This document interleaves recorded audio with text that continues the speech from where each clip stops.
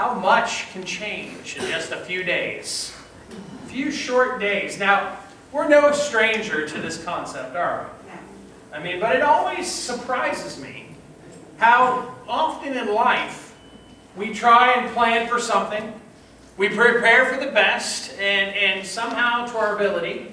And yet, in the blink of an eye, everything changes. You know, take this Hurricane Dorian, for example. As of 2 days ago, everyone was convinced that this was making a beeline for Florida. Now, granted, it still can, but it's definitely seeming like it's shifting a little bit more out of our vicinity. But we were convinced 2 days ago that this was happening. I mean, if you went to any of the stores over the last week, people were preparing for the apocalypse. It's amazing to me. People that don't drink anything but soda suddenly feel like if a hurricane comes, they have to drink a case of water each per day. Amanda was at Sam's Club this week, and she said it was like supermarket sweep. Everybody just running around with shopping carts. She actually was doing some shopping for the church and had gotten some things in her cart already. And apparently carts were scarce, so she had a few things, some grapes and stuff in her cart, and had turned her back to get something off a shelf. Turned around and a guy had come by, unloaded her cart, put the stuff that she had in her cart on the shelf, and ran off with her cart. Oh my God. Complete anarchy.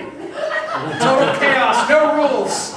This is like supermarket sweep meets Thunderdome. I mean, it's just like, it's amazing how cutthroat and ruthless people become in the face of a tragedy. And yet, as we know today, that might not even be necessary. It might not even be anything that we have to necessarily worry about. Now, obviously, if you remember 2004 and all the models had Hurricane Charlie coming to Tampa, a hard right turn sent all of our friends in Port Charlotte scrambling at the last minute. Hurricanes are unpredictable. Hurricanes, I think, are a perfect analogy for life. Because as unpredictable as storms can be, so can the storms of our life be unpredictable as well. Unpredictable moments of rage and fury that show up at the worst possible time and threaten to shut everything down. You know, at the best, what do these tragedies, these storms of our life do? They maybe cause us to shut down life for a while. At the worst, these storms in life can be life-altering forever. You know, that's why I cherish our faith so much. Faith is so important because it gives us a foothold when everything around us is crumbling. It gives us something firm to hold on to when all of our life seems to be falling apart. It tells me that there is something and someone there for me when the storm is hitting the coastline of my life. You know, I love what Paul writes to the church in Rome. He tells them that of all the bad stuff that can happen, he says, these are things that you may live through. And they're bad things. There are storms in each one of our lives that we will go through, whether they're physical storms like hurricanes or whether they're storms of tragedy. Why do you think Jesus so frequently showed up during the midst of storms in the disciples' life and recorded situations where they were worried and at dis-ease? Because he wanted to prove a point. That, yeah, storms are going to happen. You may be in the Sea of Galilee when a storm happens, or you may be wherever you may be in your life when a storm happens. And I'm going to show up. Paul's writing about all the bad things that can happen. This is what he says. He says, you know, the hurricanes of life will show up. And he concludes by saying this. He says, and in Romans 8 he says, but in all these things, we overwhelmingly conquer through him who loved us. And all the bad stuff that can happen, we overwhelmingly conquer through him who loved us. He says, because I'm convinced that neither death nor life, nor angels, nor principalities, nor things present, nor things to come, nor powers, nor height, nor depth, nor anything created will be able to separate us from the love of God, which is in Christ Jesus our Lord. He's saying no matter what storm shows up in your life, God is with you. It doesn't stop God from loving you, and it certainly doesn't stop God from being with you. Sheila talked about the footprints in the sand. There was an author years back at one of the Christian retreats that I went to in youth group, and he had written a book called Butt Prints in the Sand, and it was talking about, the footprints of the times when we were walking and God was walking, the butt prints of the time when God was, dragging us by our feet while we were refusing to move, and it was similar to what Sheila was saying, kicking and screaming, and that's really true. God doesn't leave us no matter where we are, no matter who we are, no matter what we're doing. This is the relationship that Jesus offers to us. And this is the reason why we spend our Sundays together here week after week, growing stronger in faith and relationship, so that we know where we can turn for rest and encouragement when another life storm is knocking us down and destroying all that we have worked to build. See, I believe that we all know the truth. And I really believe that each of you do a great job of living out your faith. But it's still a challenge a lot of times, isn't it? I mean, we know that God is for us. And we sing about it on Sundays. And we recite it in the creed each week. But when the storms actually come, it's easy to throw all that stuff out the window and go and run and hide somewhere, isn't it? How many times have we found ourselves to be hunkered down when we should have been seeking God in His presence? How many times do we, like Thomas, miss our moment of visitation because we're not where we're supposed to be? You see, locking up and hunkering down might be a great way to ride out a hurricane, but it's the worst way to ride out the storms of tragedy in our life. But unfortunately, it's human nature. Unfortunately, that's what we want to do. We want to shut everyone out, lock down, shut down, isolate. Why is this? Well, we live in a world that teaches us that we need to be independent and strong at all times. We have to stand for ourselves. We have to stand on our own 2 feet. Think about it. In our society, we are given 3 days to mourn for the death of a loved one. 3 days of bereavement period from work. And after 3 days, we're supposed to be okay and just go back to work. Because you're supposed to get over it. You're supposed to be strong. You're supposed to man up or get past it. And it's hard to do that. It's hard, and especially 3 days, to move on with life. And it's okay that sometimes we struggle with that. In fact, it's better if we struggle. Because hopefully it shows us our need not only for God, but for each other. But we're told to be strong. We're told to be independent. Remember the movie The Karate Kid? John Kreese is the sensei of the Cobra Kai dojo.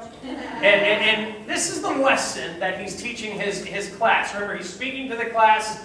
Mr. Lawrence is there, and everybody's there. And Daniel and Mr. Miyagi walk in, and they're listening to the lesson that he's teaching his karate class. This is what he says here. He says to his class, we do not train to be merciful here. Mercy is for the weak, he says. Here, in the streets, in competition, if a man confronts you, he is the enemy. And an enemy deserves no mercy. And this is the world we live in. Not just the Cobra Kai dojo, but this is the mentality of our society. And here we are, called by Jesus to be humble in a haughty world. Take a look with me today at what Jesus has to say to the self-proclaimed important people of his day. Coach Shug Jordan at Auburn University asked his former linebacker Mike Cullen once, who was now playing for the Miami Dolphins years back, if he could help his alma mater do some recruiting. Mike said, "Sure, Coach, what kind of player are you looking for?" Coach said, "Well, Mike, there's that fella, well, you knock him down and he just stays down." And Mike says, "Yeah, we don't want that kind of guy, do we, Coach?" He said, "No, that's right." He said, "There's also the kind of guy that you knock him down and he gets back up, and then you knock him down and then he stays down." Mike says, "Yeah, we don't want that kind of player either, do we, Coach?" And Coach said, "No." He said, "But Mike, occasionally you find a player who you knock down, he gets back up. You knock him down again, he gets back up, you knock him down again, and he keeps getting up." Mike said, "That's the kind of guy we were looking for, right, Mike?" Or Coach said, "No, Mike." He said, "We don't want him either. We want to find the guy that keeps knocking everyone down." That's the guy that we want. Isn't that the guy we like to be seen with? The guy that we like to invite to our dinners and social gatherings? Because deeply, isn't that the kind of people we want to be? We don't want to be seen with the guys who are always getting knocked down, the sad sacks that are always behind in life. We don't like to be seen with those kind of people, or perhaps maybe not, outwardly, but inwardly. Think about the people that are always getting knocked down. Perhaps the poor, the crippled, the lame, the blind. But we will see that these are the type of people that Jesus hung out with, and certainly encouraged his associates to hang out with. Jesus talks about going to a dinner party. The guests arrive, and they are quickly grabbing the front row seats, the places of honor. Now, assuming that they are the most important guest, Jesus says, you will be embarrassed. Because inevitably, someone's going to show up that's more distinguished than you. And then you'll be asked to get up, and you'll have to move all the way to the end of the table. Because, see, at that time, social status was everything.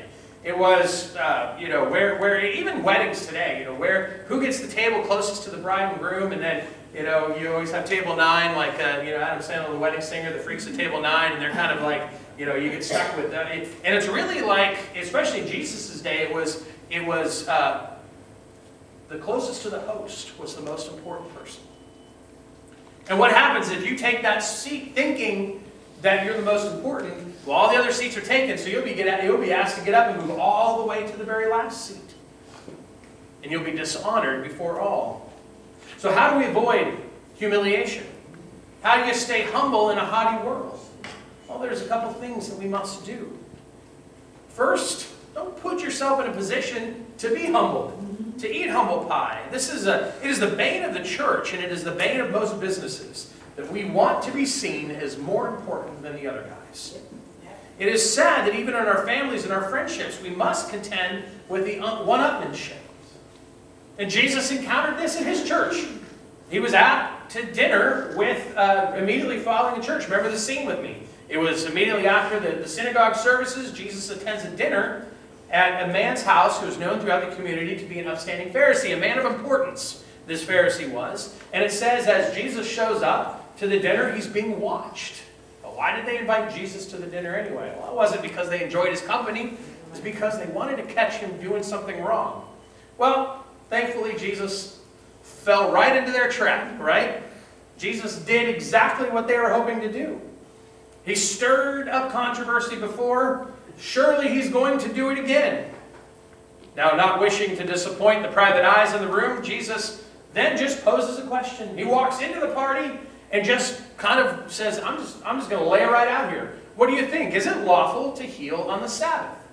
Well, Scripture says no one said a word.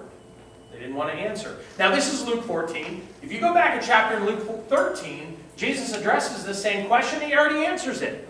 Look back a chapter. It says, verse 10, and he was teaching in one of the synagogues on the Sabbath. And there was a woman who for 18 years had had a sickness caused by a spirit, and she was bent double and could not straighten up at all. So you have this hunchback woman in the front row, and Jesus is teaching, and he looks at her.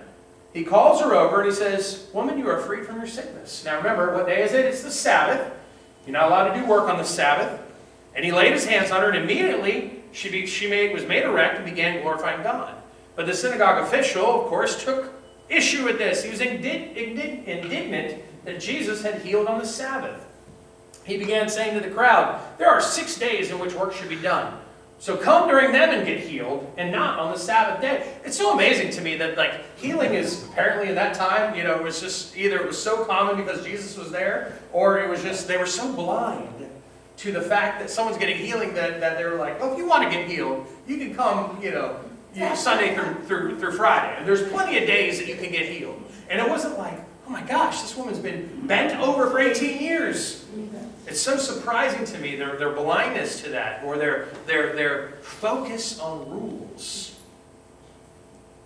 But the Lord answered him and said, you hypocrites, does not each of you on the Sabbath untie his ox or his donkey from a stall and lead him away to water him?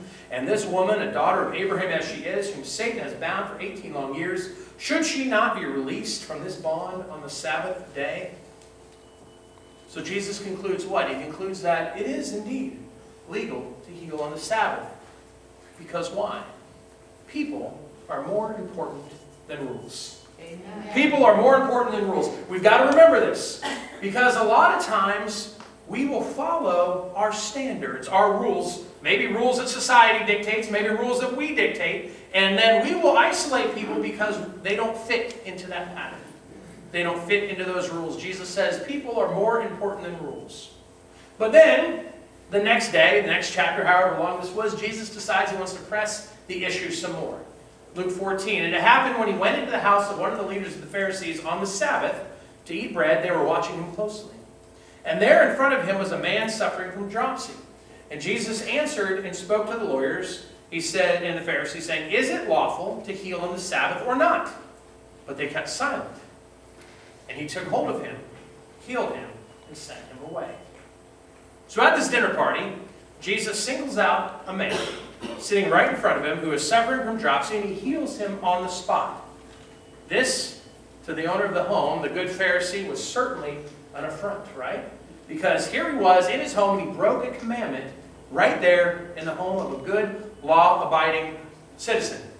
The home of a distinguished Pharisee. I can imagine what the atmosphere of this dinner party was like after this. It might have been lively beforehand, but then Jesus goes and commits a social faux pas in front of everyone, and then all of a sudden, it's tension so thick you can cut it with a knife. Now it's interesting, side note, that neither the hunchback woman of Luke 13 or this guy with dropsy in Luke 14 ever asked to be healed. They were just there hanging out. They were just there at the party or at church. Because the point is not the healing. They didn't ask for it. It wasn't a big show of, oh, your faith has made you well, like a lot of other times. Jesus said the healing's not the point.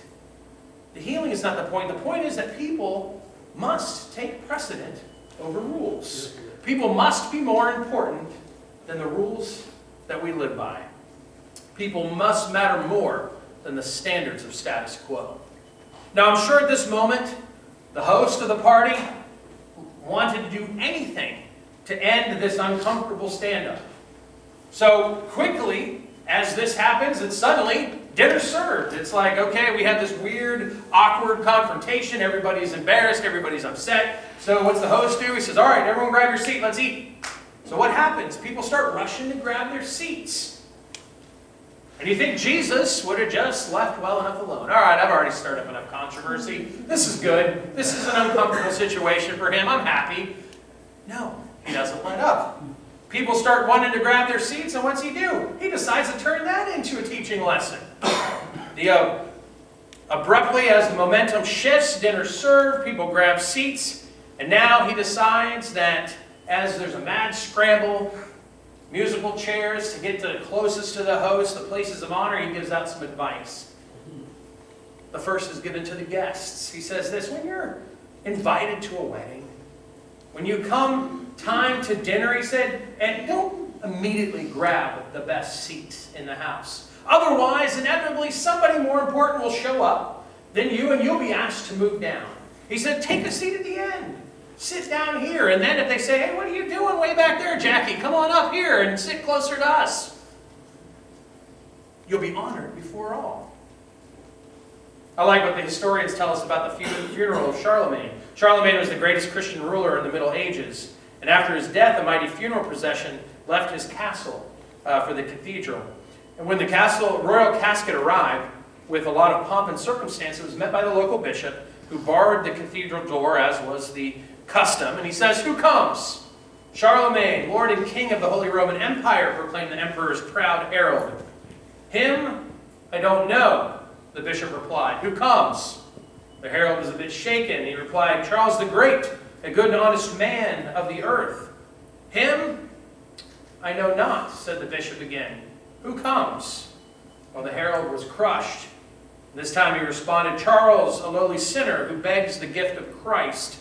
To which the bishop, Christ's representative, responded, enter and receive God's gift of life. Even Charlemagne in all his glory and good works could not assume a position of honor. I am convinced that the more honor is due us, the more we should resist it. Does that mean we should be proud of our accomplishments? Of course not. But we should not seek the accolades that come with success. The book of Proverbs has a terse reminder for us and for all that pride comes before the fall. The bigger you are, the harder you can fall, right? So how do you stay humble in a haughty world? First, don't seek honor for yourself. Second, expect to be honored only in the life to come. Well, that's a hard thing. That's a hard thing. Jesus' second piece of advice is given to the Pharisees. The man hosting the party, he says, don't throw dinner parties for your friends and your family and your rich neighbors, because they will then in turn invite you to their party and to their table, and you will have your reward. Rather, Jesus says, when you throw dinner parties, invite the poor, the lame. Why? Because they won't be able to pay you back, and you will be paid later at the time of the resurrection. What's his point? That we're not supposed to have friends over for parties? No, that's not what the point he's driving at.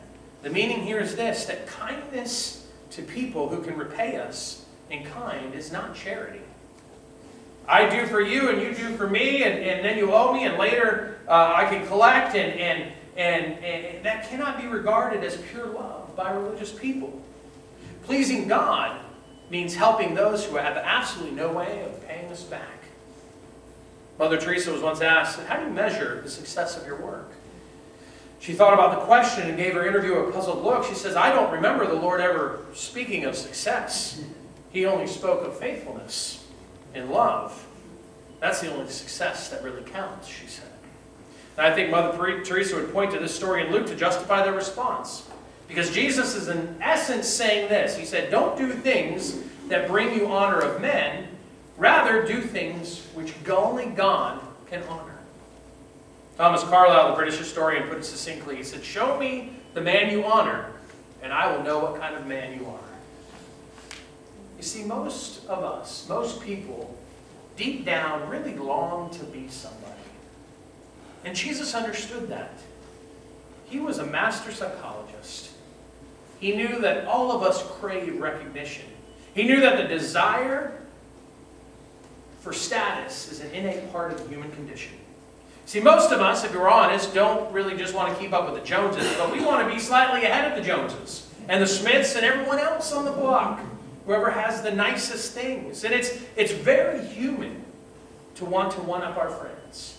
Once there was a Harvard study a little while back that asked the students, if prices were the same as they are today, which option would you choose? Option A is that you would make $50,000 a year and everybody else would make $25,000 a year. Or option B is you would make $100,000 a year, but everyone else would make $200,000. Which option do you think a majority of the Harvard students chose? They chose option A. They would rather make $50,000 a year, knowing that everybody else made less, than to make $100,000 a year and know that everyone else made more. It says something about human nature, doesn't it? Status is at least as powerful as a motivator of money. That's true today as it was 2,000 years ago. The one question that haunts each and every one of us is, how do we make our lives really count? How can we leave a legacy? How can we be viewed? What do people think of us? It's important. I want to tell you today, if you really want to make your life count, you won't do it by playing silly games about status and recognition. You'll quit worrying about what kind of car you drive, or wearing the latest fashions, or even how spacious your house is. No, to make our lives really matter, the driving force will be serving Christ and making the world better for all people. Pastor Tony Campolo tells a story about an experience that he had at a dinner at Port-au-Prince, Haiti some years back. He was in Haiti checking on a mission program that his organization carries out day in and day out. He wanted to see how the workers were surviving emotionally and spiritually. And at the end of a long day, he was tired and he was, quote, peopled out. I know we've all been there. So it was with great relief that he went and sat down to eat a good dinner at a French restaurant in the heart of Port-au-Prince. He was seated next to the window so he could enjoy watching the activity on the street outside. And just as the waiter brought a delicious-looking meal and set it in front of him, Tony picked up his knife and fork and was about to dive in when he looked to his right. And there, with their noses pressed flat against the window, staring at his food, were 4 children from the streets. They pressed their faces right up against the glass, and they were staring right at his plate of food. And the waiter happened by and saw his discomfort. He quickly moved in, pulled down the shades of the window, shutting out the disturbing sight of the hungry children. and said to Tony, he said, "Don't let them bother you. Enjoy your meal." Well, Tony could not enjoy his meal under such circumstances. Because of his love for Christ and his passion for helping the forgotten children of the world, he couldn't sit there and enjoy a meal while knowing they were outside hungry. See, our world tells us to turn a blind eye to the needs of others. Don't be bothered. Don't mix in. Stay pleasantly numb to the problems around us. It's easier that way. His experience reminds me of a story told by another pastor. And it seems that a layman in his church, in one of the most rundown sections of the inner city of a large urban area, found his newly appointed pastor standing at his study window weeping as he looked over the tragic conditions of his community. The layman tried to console him and said, "Don't worry. After you've been here a while, you'll get used to it." The pastor replied, "Yes, I know. And that is why I'm crying." God help us if our hearts ever harden to the conditions in which many people find themselves. It might be children with no one to look after them, except a drug-addicted mother. It might be an elderly man or a woman who has lost a spouse. It might be a young woman with a newly discovered tumor in her breast. It might be a neighbor who has recently lost his job. The number of people who are dealing with heart-rending issues are manifold. God help us if we simply pull down the curtain and ignore their need. You see, Jesus is giving us a lesson about how to make our lives really count. It's not whether you sit at the head of the table. It's not whether the maitre d' at the finest restaurant in town knows you by name. It's where you sit at the final banquet table which Christ has prepared for all of his saints. See, those places are reserved for people with compassionate hearts who are willing to do more than give sympathetic nods to the hurting, but will also offer a sympathetic hand. There's an old story about a boy who was running an errand for his mom. And he had bought a dozen eggs at the store, and walking out of the store he tripped and he dropped the sack, and all of the eggs broke. And the sidewalk was a mess. And the boy tried not to cry. A few people gathered to see if he was okay and to tell him how sorry they were. In the midst of the words of pity, one man handed the boy a quarter. And then he turned to the group and he said, "I care 25 cents worth. How much do the rest of you care?" See, Jesus said, when you give a luncheon or a dinner, do not invite your friends, your brothers or your sisters, your relatives, or your rich neighbors. For if you do, they may invite you back, and then you'll have been repaid. But when you give a banquet, invite the poor, the crippled, the lame, the blind, and you will be blessed. Although they cannot repay you, you will be repaid at the resurrection of the righteous. Why are we as Christians asked to take the least seats of honor? Why are we as Christians asked to give and expect nothing in return? See, this table here set before us is a reminder of why we're asked to behave in such a way. This table right here, this reminds us that Jesus did not choose a palace, but a stable in which to be born. This table here reminds us that he did not choose a priesthood, but carpentry as a profession. He did not choose world leaders, but world losers. Come on Wednesday night and you'll discover each and every one of the losers like us. He invited world losers to be his foundation, to develop his plan for all salvation to all humankind. And 12 guys that have serious issues have impacted the world to the point where that we're not even sure if there's any places left where the gospel hasn't reached. And if there is, it's so remote, and I promise you there are still people trying to get it there. He did not choose a throne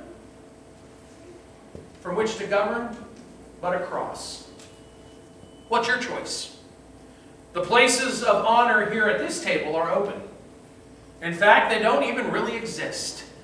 There are seats at this table open to every poor sinner and unrighteous corporal willing to humble themselves before their host. See, all are welcome, and everyone is accepted at this table. Can we say the same about our homes? Let's be better than the world out there. Let's treat people with kindness and humility. See, I believe that when we view others with the eyes of love, it will make a huge difference, not just in their life, but more importantly in our lives. See, that's really the goal, is how do we become humble in a world that teaches us that when a man faces you, he is the enemy. An Amen. enemy deserves no mercy. How, in the face of the world's policies and rules, do we find that people are more important than that? How can we do that? See, because storms happen in life. Sometimes they just skirt the coastline, give us a little scare. Sometimes they come in with a direct hit. That's a part of life. But if we stay plugged into our faith, if we stay locked into that hope that Jesus offers, when the storms start drawing close, we will know where to turn, and we will know how to survive it together. Amen. This morning I'd like to take our offering up. As I had put in a Facebook post, over the next few weeks, we'll be taking a few special offerings. We got some